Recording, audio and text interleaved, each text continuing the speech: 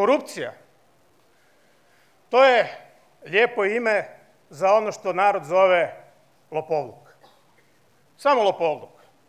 To je strast i pohlepa i nagon da se uzima tuđe, da se uzima iz zajedničke blagajne i za to ne treba u stvari koristiti nikakvo drugo ime nego lopovluk.